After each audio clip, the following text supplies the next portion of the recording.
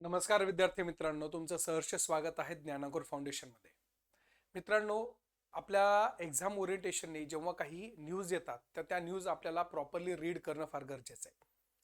अशा काही न्यूज असतात ज्या की आपल्या डोळ्याखालून चालल्या जातात, परंतु त्या न्यूज आपल्याला कदाचित मेन्स एक्झामिनेशनमध्ये किंवा प्रिलिम्सच्या एक्झामिनेशनमध्ये 100% विचारल्या जातात. आणि अशा न्यूज आपल्याला 100% कव्हर करणं फार गरजेचं असतं. त्याच्यामधलीच असलेली एक महत्त्वाची न्यूज आहे जी की तुमच्या GS पेपर 2 मध्ये जो काही इंटरनॅशनल रिलेशनचा भाग आहे तो, आणि सोबतच GS पेपर 3 मध्ये जो इकॉनॉमिकलचा पोर्शन आहे, तर ह्या दोघांनाही डोळ्यासमोर ठेवून ही इम्पॉर्टंट असलेली बातमी तुमच्या अभ्यासामध्ये असायलाच पाहिजे. कारण की इंटरनॅशनल लेवलवर ज्या पद्धतीचं असलेलं वातावरण बिघडलेलं आहे किंवा इंटरनॅशनल रिलेशन्समध्ये ज्या काही चेंजेस होत चालले आहे, हे चेंजेस आपल्याला कळायला फार महत्त्वाची आहे किंवा हे कळणं फार गरजेचं आहे. का? कारण की इंटरनॅशनल रिलेशन्समध्ये जेव्हा आपण ॲनालिसिस करतो तर त्यावेळेस आपल्या लक्षात येत आहे की आपण कदाचित परत अमेरिकेकडे टिल्टेड होतो आहेत का. मग आता प्रश्न निर्माण होतो, आपण रशियाची साथ सोडून दिलेली आहे का. मग अशा वेळेस अमेरिकेने जे काही टॅरिफ वॉर लावलेले आहे, ह्या टॅरिफ वॉर नंतर भारत देशाला परत आपलंसं कसं केलं जात आहे, भारत देशाला परत इथं आपला परत जुना मित्र बनवतो काय. अशा ह्या सगळ्या परिस्थितीमध्ये अमेरिकेचे हे नवीन पाऊल आहेत का, की ज्याच्यामध्ये भारत देशाला अशा गटामध्ये समाविष्ट करून घ्यायचं की जो गट आता एक महत्वपूर्ण गट म्हणून संबोधला जातोय.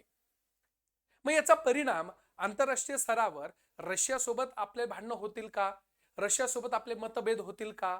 मग आपल्याकडं आखाती देशांसोबत जे काही परिस्थिती निर्माण झालेली आहे, तर ह्या परिस्थितीवर आपल्याला पांघरून घालता येईल का. ह्या सगळ्या गोष्टींचं उत्तर आपल्याला ह्या सगळ्या गोष्टींमध्ये भेटणार आहे किंवा ह्या न्यूजमध्ये भेटणार आहे. न्यूज काय आहे? न्यूज आहे ती म्हणजे काय, India joins the USA lead Pax Silica to secure the chips critical minerals. आता आपल्या सगळ्यांना माहिती आहे की संपूर्ण जगामध्ये स्वतःचं अस्तित्व निर्माण करण्यामध्ये 3 देश कधीही चान्स सोडत नाही. एक USA, एक रशिया आणि तिसरा आहे चायना. रशिया तरी एवढा ॲडव्हान्स स्वरूपामध्ये कार्य करत नाही, परंतु चायना एकही गोष्ट सोडत नाहीये स्वतःला सिद्ध करण्यासाठी. मग अशा वेळेस कंटिन्युअसली याच्यामध्ये वॉर चालू असतात आणि हे सायलेंट वॉर असतात. मग याच्यामध्ये सगळ्यात महत्त्वाची भूमिका आता जर कोणी प्ले करत असेल तर ते म्हणजे काय आहे, रेअर अर्थ मटेरियल. आता रेअर अर्थ मटेरियल ह्या शब्दाचा अर्थ काय होतो, की असे दुर्मिळ स्वरूपातले जे मिनरल्स आहे, की जे मिनरल्स आज आपल्याकडं टेक्नॉलॉजीला फार मोठ्या स्वरूपामध्ये सपोर्ट क्रिएट करतात. किंबहुना असं म्हणायला हरकत नाहीये की आपल्याकडे जेवढे काही टेक्नॉलॉजिकल डेव्हलपमेंट होत आहे, ती सगळी टेक्नॉलॉजिकल डेव्हलपमेंट त्या पर्टिक्युलर त्या मिनरल्सवर डिपेंड आहे. म्हणजे अगदी तुम्ही मोबाईलचं उदाहरण घ्या, लॅपटॉपचं उदाहरण घ्या, कॅमेराचं उदाहरण घ्या. प्रत्येक गोष्ट, इवन दो गाडी असेल तर त्या गाड्यांमध्ये, मोबाईलमध्ये जेवढे काही टेक्नॉलॉजिकल इक्विपमेंट्स आहे, त्या इक्विपमेंट्समध्ये पर्टिक्युलर सेमी कंडक्टर आणि सेमी कंडक्टरचे असलेले जे मिनरल्स आहे, सिलिका वगैरे, लिथियम वगैरे, हे जे काही मिनरल्स आहे त्याला रेअर अर्थ मटेरियल म्हटलं जात आहे. आणि हेही माहिती आहे की संपूर्ण जगामध्ये हे रेअर अर्थ मटेरियल फक्त कोणाकडे आहे, चायनाकडे आहे. मग चायनाने काय केलेली आहे, स्वतःची मोनोपल्ली तयार केलेली, की ते रेअर अर्थ मटेरियल जवळपास आमच्याकडं 95 ते 98% आमच्याकडे हे रेअर अर्थ मटेरियल आहे आणि यांच्यावर मोनोपल्ली आमची आहे. आम्हाला जर वाटत असेल भारताला पाठवायचं तर आम्ही भारताला पाठवू, आम्हाला वाटत असेल पाकिस्तानला पाठवायचं पाकिस्तानला पाठवू. मग ह्या सगळ्या गोष्टीच्या सिनेरिओमध्ये चायनाचं डॉमिनन्स हे इंटरनॅशनल रिलेशनमध्ये वाढायला सुरुवात झाली. मग याला काउंटर करण्यासाठी अमेरिकेने एक स्टेप फॉरवर्ड आला आणि एक स्टेप फॉरवर्ड येऊन त्यांनी काय केलं, तर ग्रुप तयार केला. आपल्याला माहिती आहे की हे ग्रुपिंग हे आत्तापासून नाहीये, तर आफ्टर सेकंड वर्ल्ड वॉर जेव्हा झाला तेव्हापासून ही ग्रुपिंगची पद्धत पडलेली आहे, की कोण कोणाच्या ग्रुपमध्ये असेल, तो व्यक्ती त्या ग्रुपमध्ये असेल तर त्याला त्याचा बेनिफिट असेल. मग अशा वेळेस पॅक्स सिलिका नावाचा एक नवीन ग्रुप तयार केलेला आहे, तो कोणी, तर USAने. त्याचा मूळ उद्देश आहे की हा ग्रुपमध्ये असे लोक घ्यायचे आहे जे की टोटली आपल्याकडं मिनरल्सवर जे आहे किंवा त्या मिनरल जे आहे त्या मिनरल्सवर काय केलं जाणार आहे, डिपेंड राहणार आहे. मग अशा ह्या सगळ्या परिस्थितीमध्ये ज्यावेळेस आपण बघतो तो त्यावेळेस आपल्या लक्षात येत आहे की यामध्ये सगळ्यात इम्पॉर्टंट आहे की हे मिनरल्सचा कशा प्रकारे उपयोग करायचा आहे आणि याच्यासाठी भारताने जॉईन केलेलं आपल्याला तिथं दिसून येत आहे. मग अशा स्वरूपामध्ये पहिली गोष्ट आपल्याला पॅक्स सिलिका ह्या शब्दाचा अर्थ काय हे पहिले माहिती असायला पाहिजे. पॅक्स ह्या शब्दाचा अर्थ असतो पीस, म्हणजे शांतता. काय आहे? शांतता. सिलिका ह्या शब्दाचा अर्थ असतो की जो काही आपल्याकडे क्रिटिकल मिनरल जो आहे त्या मिनरलचा असलेला शब्द आहे तो सिलिका. मग अशा पद्धतीने ज्यावेळेस आपण बघतो तर पॅक्स सिलिका एका प्रकारचा गट आहे आणि तो गट कशासाठी तयार केलेला आहे, जे काही आपल्याकडे सेमी कंडक्टर बनवण्यासाठी सिलिका नावाचा जो काही कंपोनंट लागतोय तर ते कंपोनंट जमा करणे, त्याचं असलेलं प्रॉपरली युटिलायझेशन करणे, त्याचं डिस्ट्रीब्युशन करणे, हे सगळ्या गोष्टी कुठं डिसाईड केल्या जाणार आहे तर ह्या गटाच्या माध्यमातून केल्या जाणार आहे. मग आता याची गरज आहे का? यस, गरज आहे. का बरं इथं पॅक्स सिलिकाची गरज पडली? पहिली गोष्ट, पहिलं काय की सप्लाय चेन सिक्युरिटी असायला पाहिजे. म्हणजे सिंपल भाषेमध्ये जे काही आपल्याकडे रेअर अर्थ मटेरियल आहे, दुर्मिळ स्वरूपातले असलेले जे काही घटक आहे त्या घटकांचा चेन सप्लाय हा व्यवस्थित असायला पाहिजे. म्हणजे एकंदरीत त्याचा सप्लाय हा व्यवस्थितच असायला पाहिजे. का? आपल्याला त्याच्यामध्ये कोणावर डिपेंड नाही राहायचंय, चायनावर डिपेंड नाही राहायचं. दुसरी गोष्ट ते म्हणजे काय की आपल्याकडे टेक्नॉलॉजीची जी काही इकोसिस्टीम आहे, म्हणजे आपल्याकडचे असलेले जे काही टेक्नॉलॉजिकल डेव्हलपमेंट आहे ते टेक्नॉलॉजिकल डेव्हलपमेंट सगळ्यांना ऍक्सेसेबल असायला पाहिजे. फक्त आमच्याकडे रेअर अर्थ मटेरियल आहे म्हणून आम्ही संपूर्ण जगावर अधिराज्य गाजवतोय हे असं असायला नाही पाहिजे. टेक्नॉलॉजिकल डेव्हलपमेंट मध्ये सगळ्यांना समाविष्ट करून घेतलं पाहिजे, तेवढं रेझिलियंट असायला पाहिजे. तिसरी गोष्ट, इकॉनॉमिकल स्टॅबिलिटी आणि स्ट्रॅटेजिक बॅलन्स आपल्याला बनवायचा आहे. आपल्याकडे संपूर्णरित्या इकॉनॉमिकल डेव्हलपमेंट ही योग्य स्वरूपामध्ये झाली पाहिजे आणि हा संपूर्ण जग हा बॅलन्सिव्ह राहिला पाहिजे. फक्त चायनाकडे इथं रेअर अर्थ मटेरियल भेटतो म्हणून सगळे देश फक्त चायनाकडे टिल्टेड झाले पाहिजे असा भाग नसायला पाहिजे. याला पर्याय म्हणून अमेरिकेने काय केलेलं आहे, अशा प्रकारचा पॅक्स सिलिका नावाचा असलेला गट स्थापन केलेला आहे की ज्याच्यामध्ये balance of power he maintain राहायला पाहिजे. तर चौथी गोष्ट काय आहे, अलाइड टेक्नॉलॉजिकल कोलॅबरेशन. जेवढे पण याच्यामध्ये समाविष्ट होणारे लोक असणार आहे, जेवढे पण देश याच्यामध्ये असणार आहे, त्या देशांनी एकंदरीत स्वतःला कोलॅबरेशन करायचं आणि त्या पद्धतीने आपल्याकडं टेक्नॉलॉजीच्या ज्या काही गोष्टी असतील त्या गोष्टींची शेअरिंग करायचं. मग शेअरिंग ऑफ टेक्नॉलॉजिकल गोष्टी असेल, शेअरिंग ऑफ द एम्पॉवरमेंट असेल, ह्या सगळ्या गोष्टी त्याच्यामध्ये ऍडजस्ट केल्या जाईल. पुढे काय असणार आहे, आपल्याकडे काय करायचं, डिजिटल इन्फ्रास्ट्रक्चर हे वाढवायचं आहे. प्रत्येक देशामध्ये डिजिटल इन्फ्रास्ट्रक्चरचं असलेलं प्रमाण हे वाढलंच पाहिजे. रोबोटिक्स मध्ये फक्त चायनाच पुढे चाललोय असं नाही, इंडिया सारख्या डेव्हलपिंग कंट्रीजला पण रोबोटिक्स मध्ये काय करता येईल, पुढं नेता येईल. अशा पद्धतीने पॅक्स सिलिका काय आहे, महत्वाची भूमिका बजावणार आहे. सोबतच एन्करेजिंग करायचं आहे sustainable mining and the innovation मध्ये. जेवढे पण काही तुम्ही मायनिंग करणार असाल तर त्या मायनिंग मध्ये सस्टेनेबिलिटी पण आली पाहिजे. आपल्याकडे पहिलेच गोष्ट हे रेअर अर्थ मटेरियल मध्ये प्रमाण हे जे काही आहे ते कमी आहे. मग याची मायनिंग प्रॉपरली झाली पाहिजे, त्याच्यामध्ये इनोव्हेशन हे सस्टेनेबल असायला पाहिजे. म्हणून आपण हे एका प्रकारचा गट तयार केलेला आहे असा USA म्हणतोय आणि त्याची नीड त्यांनी समजून सांगितलेली आपल्याला दिसून येते. मग त्याच्यामध्ये कोण कोण आहे तर साहजिकच आहे ही USA, जपान आहे, Australia, Netherland, south Korea, Singapore, Israel, United kingdom, Qatar आणि UAE अशा प्रकारचे असलेले मेजर कंपोनंट देश याच्यामध्ये समाविष्ट आहे. भारत पण त्याच्यामध्ये जॉईन होणार आहे. म्हणजे एकंदरीत हा असा गट आहे की जो गट संपूर्ण जगामध्ये ज्यांच्या GDP मधलं कॉन्ट्रीब्युशन हे बऱ्यापैकी मोठं आहे. आणि जर तुम्ही नीट ऑब्झर्व करायला लागले तर USA, त्याच्यानंतर Japan, south Korea, these are country are more towards the particular technological developments. Technological developments मध्ये थोडे प्रो असतात. मग अशा पद्धतीने ज्यावेळेस आपण बघतो तर त्यावेळेस आपल्या लक्षात येते की या बाबतीमध्ये ह्या सगळ्या गोष्टी काय आहे, इम्पॉर्टंट मानल्या गेलेल्या आहे. आता याच्या संदर्भामध्ये इंडियाचा पर्स्पेक्टिव्ह काय होता, म्हणजे इंडियाने का बरं जॉईन केलं. तसं बघायला गेलं तर USAने एवढे मोठे मोठे टॅरिफ लावले आणि टॅरिफ लावल्यानंतर त्या स्वरूपाच्या बाबतीमध्ये भारत देशाने नंतर अशा ह्या सगळ्या गोष्टी जेव्हा मानल्या तर भारताने ऍक्सेप्ट केलं.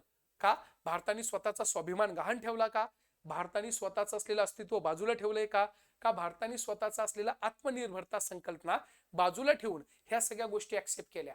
आणि याच्याही पेक्षा सगळ्यात महत्वाची गोष्ट काय की आपण रशिया आणि प्रस्थापित असलेला चायना यांच्यासोबत अप्रत्यक्षरित्या नाक मुरडून किंवा त्यांचं असलेलं अस्तित्व अमान्य करून आपण USA सोबत जॉईन होतोय, याच्या मागे काही भूमिका आहे का? येस, इंडियाचा पर्स्पेक्टिव्ह हा खूप चांगला आहे. याच्या बाबतीमध्ये आपल्याकडे घातपात झालेला नाहीये. उलट भारत देशाने त्याचं असलेली गोल्डन ऑपॉर्च्युनिटीमध्ये कन्वर्ट करण्याचा प्रयत्न करतोय. कारण की एक लक्षात ठेवा, आपल्याकडे चाणक्यांनी सांगितलेलं आहे, nobody is permanent friends and nobody is permanent enemy in international relations. आंतरराष्ट्रीय संबंधामध्ये कोणीच त्या स्वरूपाच्या बाबतीमध्ये इथं परमनंट मित्र नसतात आणि परमनंट शत्रू नसतात. ऑपॉर्च्युनिस्टिक राहायला पाहिजे. भारताला ऑपॉर्च्युनिटी भेटली, कसं तर भारताने काय ओळखलं, तर भारताने ओळखलं की आपल्याला काय करायचं आहे, डिजिटल इन्फ्रास्ट्रक्चर वाढवायचं आहे. त्याच्यामुळे स्पॅक सिलिकामध्ये आपल्याला इन्व्हॉल्व्ह होणं गरजेचं आहे. कारण की ह्या कंट्रीजकडनं, जेवढे कंट्रीजची नावं घेतली त्या कंट्रीजकडनं तुम्हाला टेक्निकल सपोर्ट भेटणार आहे. त्या कंट्रीजकडनं जेवढे पण सेमी कंडक्टर असेल त्या सेमी कंडक्टरचं असलेला इथं प्रस्थापित असलेल्या गोष्टी आपल्याला भेटल. आतापर्यंत आपण तैवानवर डिपेंड होतो, तैवानकडनं सेमी कंडक्टर यायची मग आपल्या गाड्या बनायच्या, परंतु आता डिपेंडन्सी राहणार नाही. दुसरी गोष्ट, सेमी कंडक्टर जे काही अँबिशन्स आहे ते आपण इथं काय करू शकतो, कव्हर करू शकतो. स्ट्रॅटेजिक पार्टनरशिप आपण वाढू शकतो. इंटरनॅशनल लेवलवर स्ट्रॅटेजिक पार्टनरशिप फार महत्वाची असते आणि ती स्ट्रॅटेजिक पार्टनरशिप प्रॉपरली आपण काय करू शकतो, यूज करू शकतो. सोबतच ह्युमन कॅपिटल ऍडव्हान्टेजेस होऊ शकतो. याच्यामुळे भारत देशाने याच्यामध्ये इन्व्हॉल्वमेंट केली आहे. कारण की आपल्या भारत देशामध्ये डेमोग्राफिक संख्या ही खूप जास्त आहे, युथ वर्गांची संख्या जास्त आहे आणि ह्या युथ वर्गांना जर तुम्ही टेक्नॉलॉजिकली साऊंड केलं तर उद्या चालून भारत देश हा जागतिक स्तरावर मोठा अर्थव्यवस्थेच्या स्वरूपामध्ये तयार होऊ शकतो. मग अशा वेळेस जर आपल्याकडे ह्युमन डेव्हलपमेंटला चांगल्या पद्धतीने चॅनलाइज केलं, तिथं नवनवीन टेक्नॉलॉजीला त्यांना सपोर्ट केला, तर कदाचित आज आपल्या भारत देशामध्ये जसं AI समिट आपण भरून काढलेली आहे तसं जागतिक स्तरावर भारताचं असलेलं AI मध्ये फार मोठं कॉन्ट्रीब्युशन होऊ शकतं. म्हणून ह्युमन कॅपिटल ऍडव्हान्टेजेसचा फायदा होऊ शकतो. त्या प्रकारचा सप्लाय चेन हा प्रॉपरली तिथं मेंटेन केला जाईल. त्यामुळे भारताचा पर्स्पेक्टिव्ह अशा पद्धतीने त्याच्या मागे होता. सगळ्यात महत्वाची गोष्ट काय, भारताला बेनिफिट काय भेटणार आहे, तर भारताला बेनिफिट भेटेल की आपल्याला नवनवीन टेक्नॉलॉजी ऍक्सेस करता येऊ शकतं. दुसरी गोष्ट, इन्व्हेस्टमेंट आणि इंडस्ट्रियल ग्रोथ होणार आहे. अल्टिमेटली आपल्या भारत देशामध्ये जर अशा प्रकारच्या असलेल्या मोठमोठ्या इंडस्ट्री यायला लागल्या, मोठमोठ्या सेमी कंडक्टरच्या असलेल्या कंपन्या FDIच्या माध्यमातून आल्या, तर GDP मध्ये ग्रोथ रेट होईल, इंडस्ट्रियल ग्रोथ रेट होईल, ह्युमन डेव्हलपमेंटची ग्रोथ रेट होईल. ह्या सगळ्या गोष्टीमध्ये भारत देशाला त्याचा काय होऊ शकतो, फायदा होऊ शकतो. सोबतच आपल्याकडे ग्लोबल स्टँडिंग मध्ये स्वतःची असलेली क्रेडिबिलिटी दाखवता येईल. आज आपल्याला युनायटेड नेशन मध्ये स्वतःचं असलेलं स्थान हे प्रस्थापित करणं फार गरजेचं आहे. जागतिक स्तरावर आम्ही काही कमी नाहीये अशा प्रकारची असलेली संकल्पना तिथं समजून सांगावं लागणार आहे. सप्लाय चेन सिक्युरिटी आपल्याला मेंटेन करता येऊ शकते. आणि लास्टला काय आहे, इंटिग्रेशन ग्लोबल व्हॅल्यूज चेन. आंतरराष्ट्रीय स्तरावर आपलं प्रस्थ निर्माण होईल आणि आंतरराष्ट्रीय स्तरावर ह्या सगळ्या गोष्टींचा वापर केला जाणार आहे. त्यामुळं ही एकंदरीत गोल्डन चान्स आहे भारत देशासाठी की आपल्याला स्वतःचं अस्तित्व जगासमोर मान्य करता येतंय आणि जगाला दाखवता येतं की yes we are ready to help it. Even though बजेटमध्ये पण आपल्याकडे specifiedly rare earth materials corridor तयार करण्यात आलेला आहे. ओडिसापासून तर तुमच्या असलेल्या खालपर्यंत म्हणजेच तमिळनाडू पर्यंतचा पट्टा हा आपण डेडिकेटली एक असा रेअर अर्थ मटेरियल कॉरिडॉर तयार केलेला आहे की ज्याच्यामध्ये फक्त आणि फक्त रेअर अर्थ मटेरियलचं मायनिंग होईल आणि त्या मायनिंग मधून जे काही आपण एक्स्ट्रॅक्ट करणार आहोत तर त्याचं युटिलायझेशन केल्या जाऊ शकतं. मग अशा पद्धतीने त्याचा बेनिफिट तिथे असणार आहे. परंतु फक्त बेनिफिट न बघता त्याचे चॅलेंजेस पण आपल्याला माहिती असायला पाहिजे. चॅलेंजेस काय असणार आहे इंडियासाठी, तर पहिलं स्ट्रॅटेजिक ऑटोनॉमी असणार आहे. आता स्ट्रॅटेजिक ऑटोनॉमी म्हणजे काय, जसं की फॉर एक्झाम्पल भारत देश स्वतःला आत्मनिर्भर म्हणतोय. मग अशा वेळेस आत्मनिर्भरता ही संकल्पना प्रस्थापित करण्यासाठी तुम्ही अशा प्रकारची असलेली स्वतःची ऑटोनॉमी आपण म्हणतो ना गहाण ठेवताय, स्वतःची ऑटोनॉमी बाजूला ठेवताय. You are just compromising your autonomy with the another जे काही इंटरनॅशनल इन्स्टिट्यूट आहे त्याच्यामध्ये. मग अशा प्रकारची असलेली स्ट्रॅटेजिक ऑटोनॉमी याला इम्पॅक्ट पडतोय. इकॉनॉमिकल गॅप आहे, भरपूर आपल्याकडं त्या स्वरूपाच्या बाबतीमध्ये टेक्नॉलॉजिकल डेव्हलपमेंट नाहीये.